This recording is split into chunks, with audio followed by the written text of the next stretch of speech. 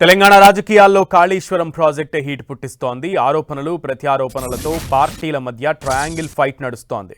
3 పార్టీలకు కాళేశ్వరం ప్రాజెక్టు ఇప్పుడు ప్రధాన రాజకీయ అస్త్రంగా మారింది. ప్రాజెక్టు వైఫల్యాలకు గత బీఆర్ఎస్ ప్రభుత్వ అవినీతి, నాసిరకం పనులే కారణమని కాంగ్రెస్ ఆరోపిస్తోంది. ఇటు బీఆర్ఎస్ కూడా కాంగ్రెస్ ఆరోపణలకు గట్టిగా కౌంటర్ ఇస్తోంది. ఎన్డీఎస్ఏ ఒకటి చెబితే కాంగ్రెస్ మరొకటి చెబుతూ రైతులను నట్టేటా ముంచుతోందని ఆరోపిస్తోంది. ఇక బీజేపీ కూడా ఏమాత్రం తగ్గడం లేదు. ఈ 2 పార్టీలు ఒక్కటే అంటూ ఘాటుగా స్పందిస్తోంది. కాళేశ్వరం కాదని డ్రామేశ్వరమని బీజేపీ ఆరోపిస్తోంది. KTR Kannepalli pump house tour నిన్నంతా రచ్చరచ్చగా సాగింది. ఎల్నినో ముసురుకుంటున్న వేళ కాళేశ్వరమే దిక్కు అనే నినాదాన్ని ఎత్తుకుంది బీఆర్ఎస్. కక్షపూరితంగానే ప్రాజెక్టును పక్కకు పెట్టారంటూ ఆరోపిస్తోంది. ఈ క్రమంలోనే కేటీఆర్ నిన్న కన్నెపల్లి పంప్ హౌస్ను సందర్శించారు. అదే సమయంలో మంత్రి ఉత్తమ్ బీఆర్ఎస్ టార్గెట్గా విమర్శలు గుప్పించారు.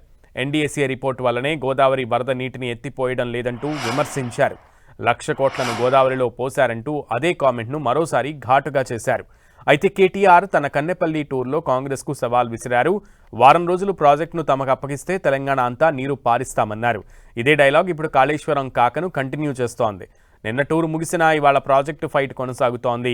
అయితే ఇక్కడి వరకు కాంగ్రెస్ బీఆర్ఎస్ మధ్య వార్ నడిస్తే ఇప్పుడు ఇందులోకి బీజేపీ కూడా ఎంట్రీ ఇచ్చింది. 2 పార్టీలు కలిసి కాళేశ్వరంను డ్రామేశ్వరంగా మార్చాయంటూ బీజేపీ రాష్ట్ర అధ్యక్షుడు రామచంద్రరావు సెటైర్ వేశారు. మరోవైపు బీజేపీ ఎంపీ ఈటెల రాజేందర్ మాత్రం ప్రాజెక్టును మరమ్మతు చేసి నీళ్లు విడుదల చేయాలన్నారు.